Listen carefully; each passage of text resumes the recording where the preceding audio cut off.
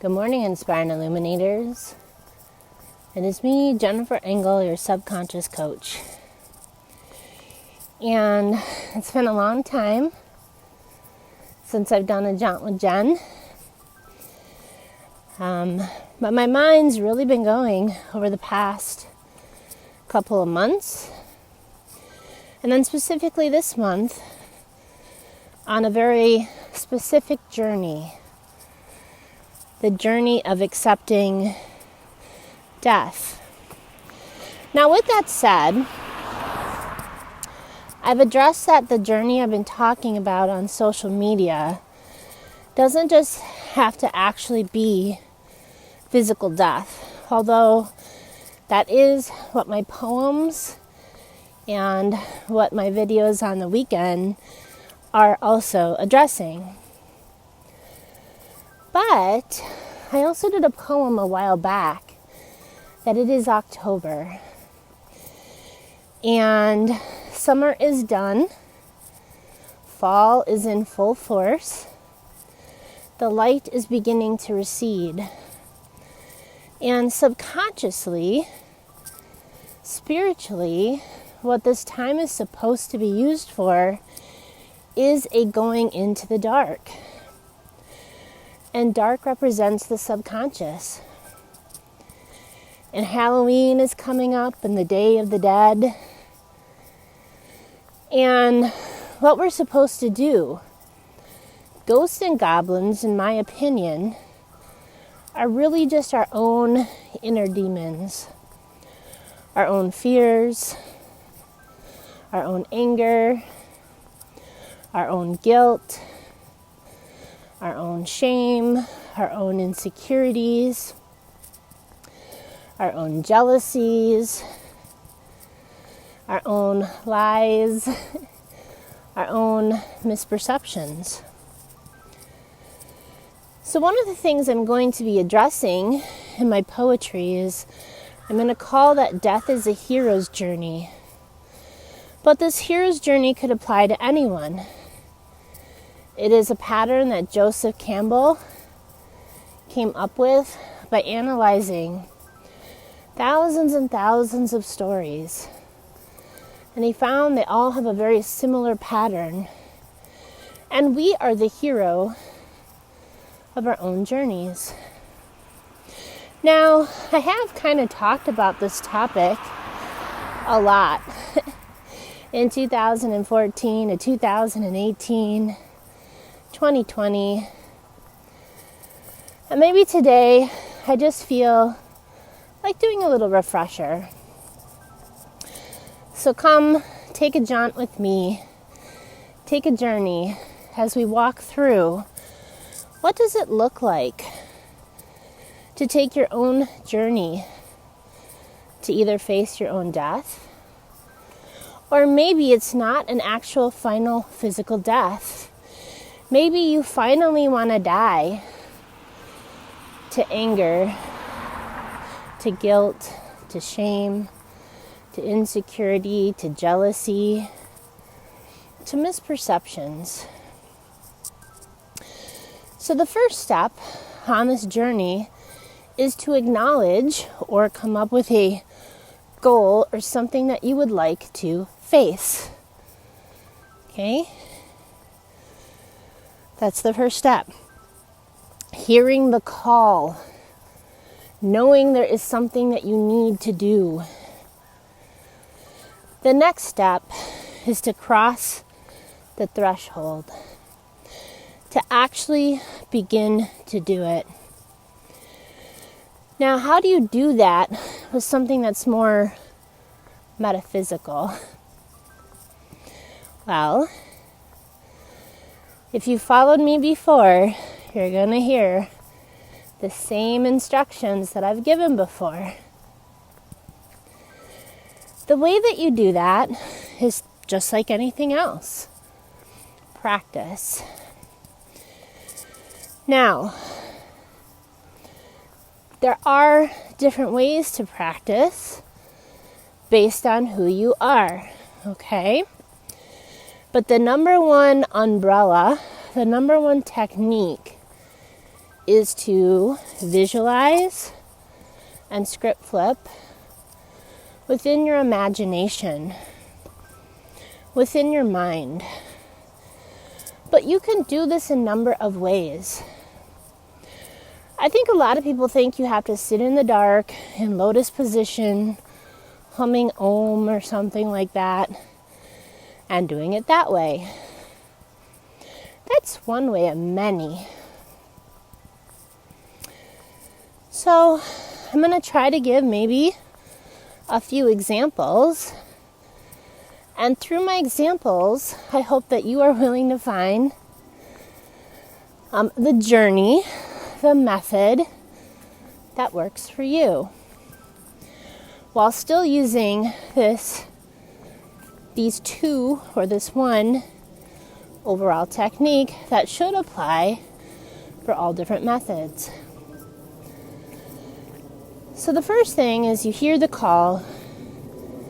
You know there's something you need to address.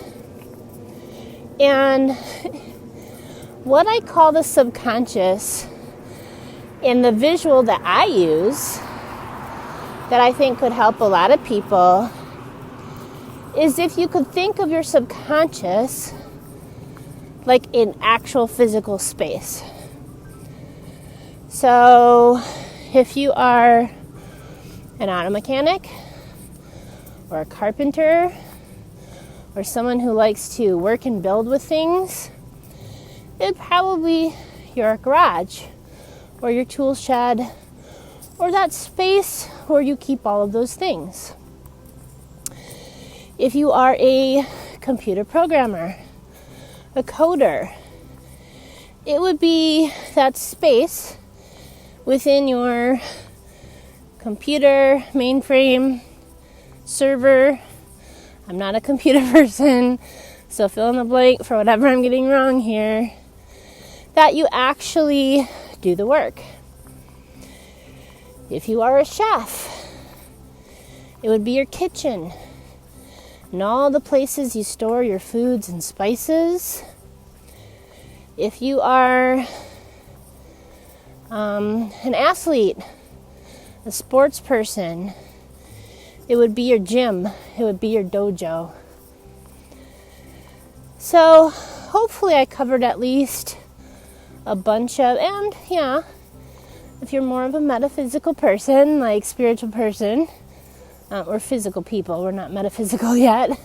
Although some may argue parts of us are, a large part. But the physical part may appreciate doing yoga or sitting and just literally going into your mind or your imagination. So hopefully I've covered some general areas. If you're an artist, it would be your workshop where you keep all of your creative supplies. Okay, if you're a landscaper, it might actually be the yard or whatever that you're going to have to landscape. So think about what kind of person you are, what your hobby or interests are, and where you do your work for that. That's step one. Step two, as with any project, if you think about something huge, okay, it depends how large the project is, depends how large the anger or the guilt or the insecurity or the jealousy or the misperceptions are about how much time it's going to take and how much effort it's going to take. Or, in the case that I'm talking about for October, even facing death. It depends how large the emotions are when you think about what you are going to face, how much energy it will take, how much time for it to actually come true. It's really not that much different than the physical world. So I call this subconscious toothbrushing. Now, if you've never done it, I'm going to use a shed right now just as a general explanation. If you're kind of like a hoarder and you just throw shit in your shed, it's going to be a mess. It's going to take a long time. The idea is once you finally organized it, then it will be easy and simple just upkeeping it. And the more you do it, like if you only do it once a week, it might take a little bit longer, but not as long as the whole project, right? Or if you do a little bit of everyday daily cleaning, over time it's going to be easy peasy. You can actually take something like anger, guilt, insecurity, whatever it is you want to face, and if it's really, really big, you can actually whittle it down into the size of a gnat. I'm not sure if we can ever fully get rid of the things that are holding us back from going forward. But I do believe, and I've experienced, that you can whittle them down to the size of a gnat, where it's kind of annoying while you're on your journey, but it's not holding you back anymore from going forward. So, what you can do is tackle something one small step at a time, okay? And I'm actually going to do the backwards approach. There's a forward approach, but I'm going to do the backwards approach because I think that would be easier. So, within your physical space, within your subconscious space, you have these places where you store your shit. Okay? And it's there until you deal with it. And it's there until you say, I'm in a safe place and space, so now I can deal with it. If you're not in a safe place or space, you won't be able to do that. That's step number one. Getting somewhere safe. And if I can remember, at the end of this, I'll put like a quick little contact 24/7 number or text that you can do if you need to get into that place. Okay? Or if it's not an emergency, then the first thing you need to do is make a plan. All right, I'm not really in a safe place physically, mentally, or emotionally. So the first thing you would need to do before you do this is make a plan of how to get to that safe place and space, okay? But once you've done that, then what you can do, and what's kind of cool, is you don't necessarily need to put everything else in your life on hold while you're doing this. So I'm going to give you a couple techniques that can work for everybody, and then I'm going to give you a specific technique that could work for you. And again, the more you put in, the more you'll get out. The more you practice, the better you'll become. The more you do it, the faster and the quicker the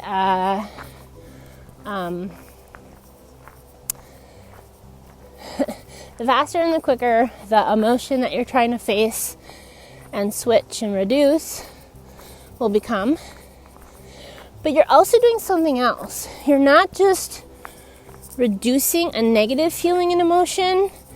You're also creating and birthing what you want instead, and you're growing that, okay? So you're kind of doing two things at the same time. Reducing negative emotion and birthing more positive emotions and experiences that you wish instead.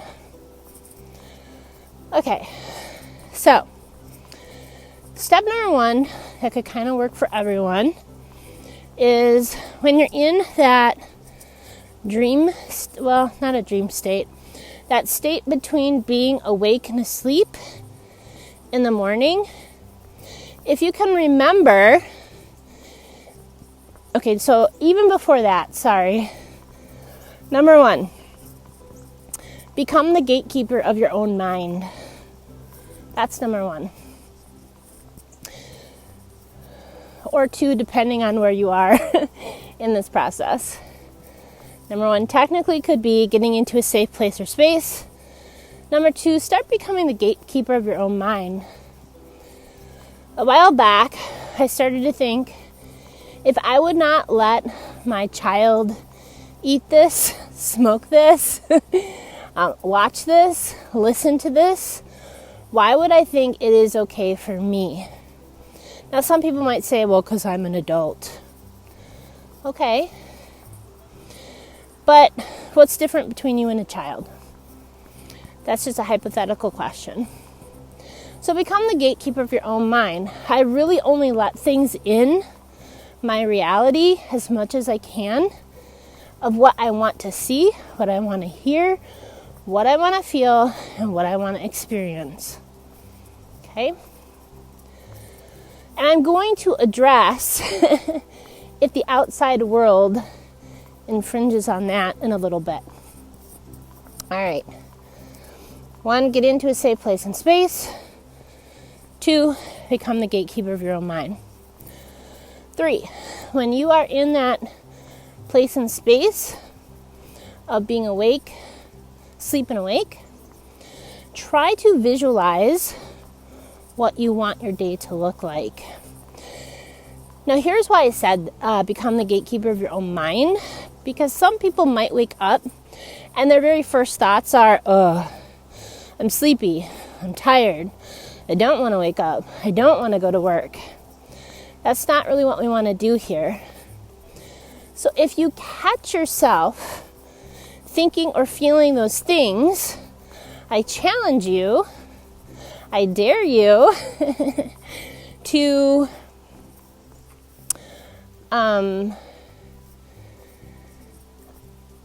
flip that around right away. As soon as you feel it, as soon as you think it.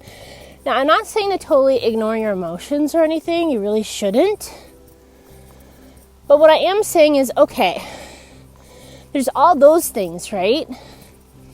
But then find the miracle in the mud.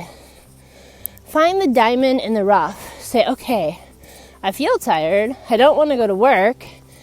I don't want to face a situation, but give yourself a but.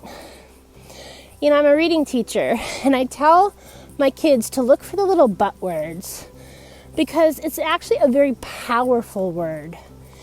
It takes whatever it was before and flips it on its head. So if you say to yourself, I'm too tired, don't want to get up, don't want to go to work, fill in the blank, then at least say but.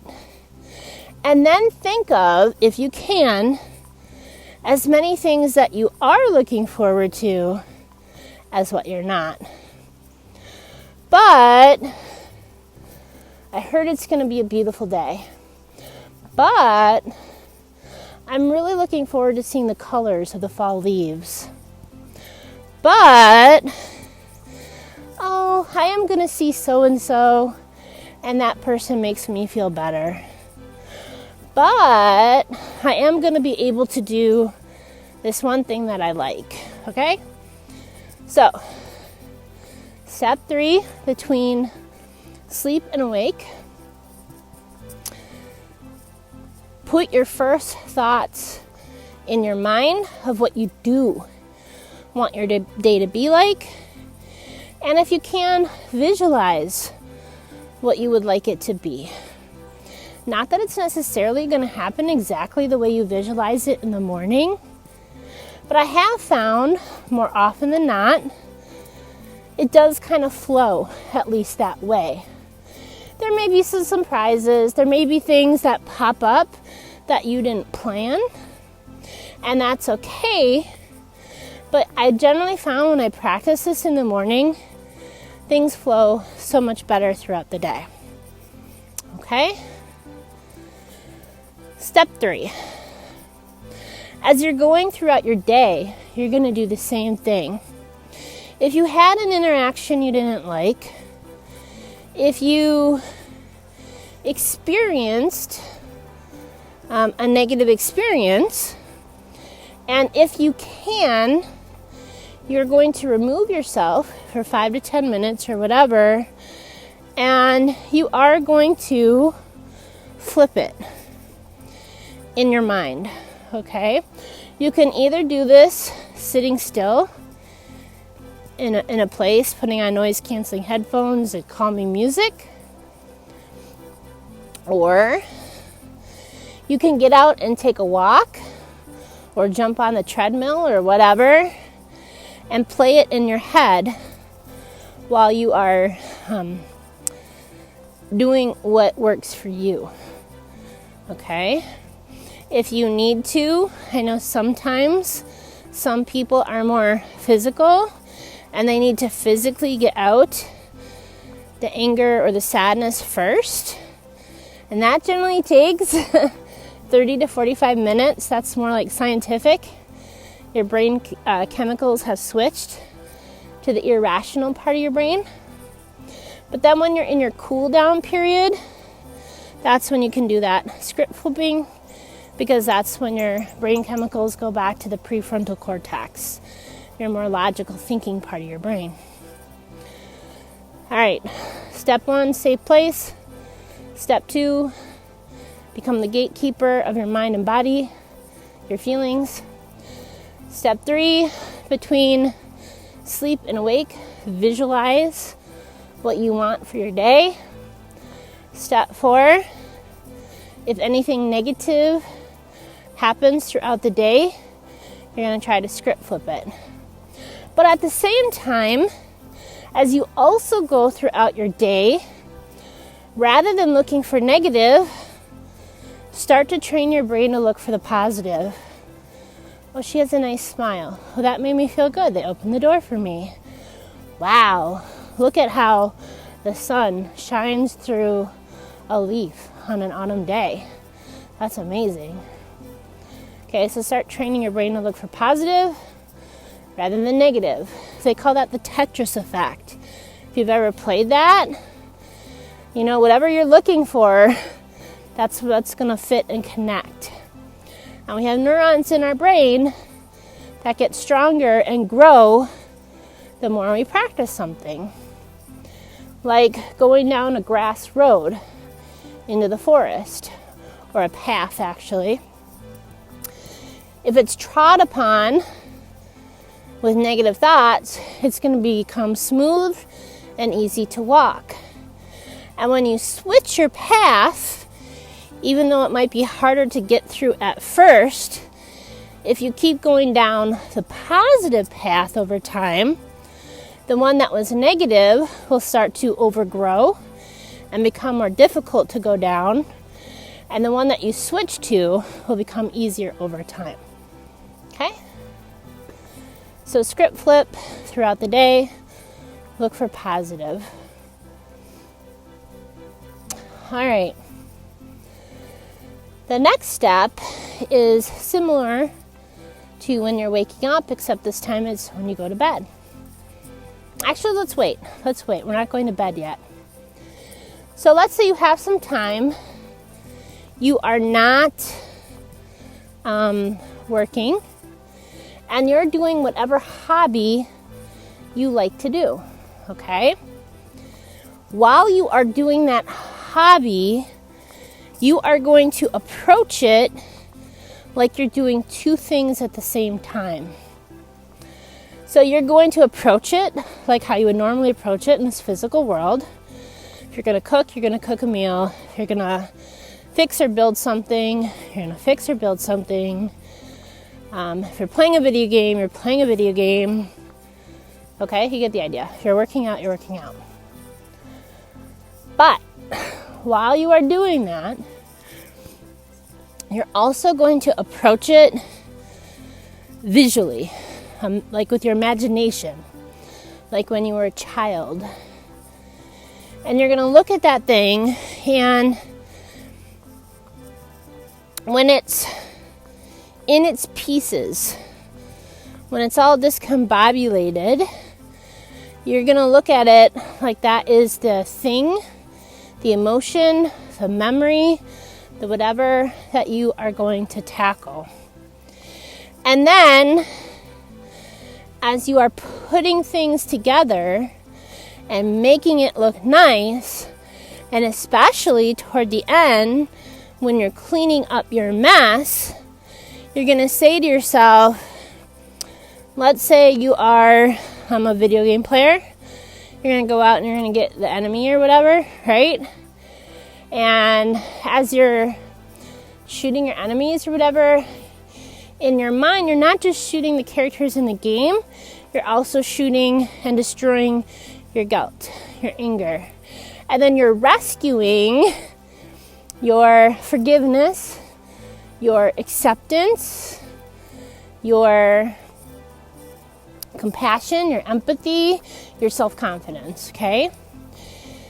If you are fixing an automobile, the engine's busted, that's the guilt, that's the anger, that's the whatever. And as you're cleaning it up, you're wiping that stuff away. And as you put in the parts for repair, you're visualizing putting in the opposite of what you want. So like, if you are angry, the parts you're putting in is compassion or calm. If you are afraid, the things you're putting in, this could work also if you're a cook, right? If you are an artist, you're putting in courage. If you feel guilt or shame, you're wiping that away, and you're creating forgiveness, self-confidence, acceptance. If you are trying to get rid of like jealousy and things like that, you're putting in compassion, you're putting in love. If you're trying to wipe away something you're not seeing clearly, you're putting in clear perspective. Okay, so I hope that kind of clarifies. Step 1, get into a safe place and space. Step 2, become the gatekeeper of your own mind. Play Tetris. Look for positive, not negative. Step 3, between sleep and awake, it's okay to feel your first emotions, but then also put that little but word in if you have negative ones at first, and then visualize how you want to see your day. Then as you wake up and go through your day, you're still playing the Tetris Effect within your mind of what you do want to see, feel, and experience. But in this case, you're looking for the positives, what you want. Then as you are doing your hobby that you like to do, so if you're working out, you're getting rid of the weakness and putting in the strength. If you are creating or building something, whether that's within a computer, on a car, with woodworking, with cooking, whatever it is, you are wiping away, getting rid of what you don't want, and you're putting in what you do want. And let me go through really quickly what the cures are to each side. So the cure for fear is courage. The cure for shame and guilt is acceptance and forgiveness.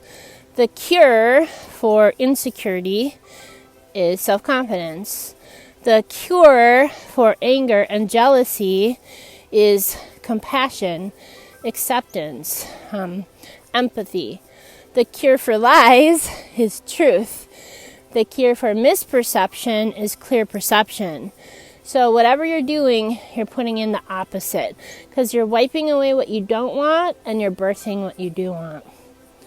Then the last step is, as you go to bed at night, you're picturing in your head what you wish your day would have looked like instead. So you're almost like watching a movie of your day in your head, and you're like saying, this was good, thank you for that, yes, I want to keep that, oop, that wasn't good, let's hit delete, and let's reinsert what we want instead. So the hero's journey is where we hear the call, and then we actually start taking the actions to answer the call. And the more we do it, the more we get out of it, the easier it becomes, the less big negativity becomes, the bigger the more things we want become. And then, once we have that, then we can maintain it, or we can enter a state like a child playing with clay or Legos or a homeowner, or again, whatever you do, right? Maybe whatever you did, that recipe, that room, those tools, whatever, it worked for a while. But now we're moving forward, and there's new advancements, and there's new designs, there's new remodels. You could do one of two things with the things that you also built in your mind. You can either maintain and preserve them, like some people do with memory boxes, right? But at some point, rather than taking those things apart as tragic and awful, you could just say, well, I'm just remodeling now. That served me for a while, but it's not serving me anymore, so it's time to remodel. I think if you can take that perspective, then it's not so dramatic and traumatic.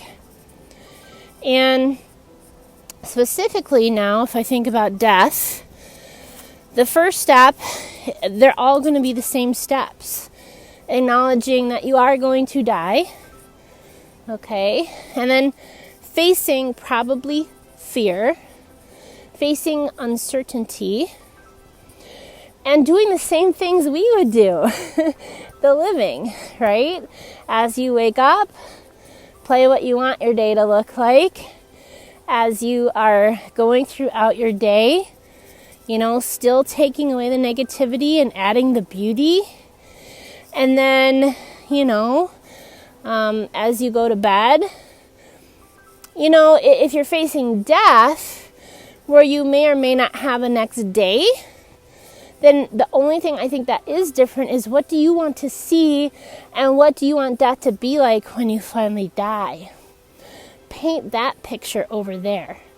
Because in my belief, it's our imagination, it's our feelings, and it's our connections that we take with us. And that's it. So if you can create something beautiful in your imagination, and feelings of warmth and love and all of the good things that you experienced in your life, and you tell yourself, I want to leave all of the bad things that may have occurred in my life, except take the lessons, right, the miracles in the mud with me, then it's kind of like if you have like an orange or a banana or whatever, okay? I kind of like to think of something though more that was in the ground, like a carrot or a potato or whatever. It's kind of like you're leaving the mud and the dirt behind in this world, but you're taking the sweetness of that carrot with you to the next world. That's kind of what you want to do as you are planning your bedtime ritual. I hope this talk has helped someone today, so that as you face difficulties, it'll become easier and easier over time to wipe them away and rebirth and paint and create something that you would like instead. And I hope your day is filled with peace and blessings.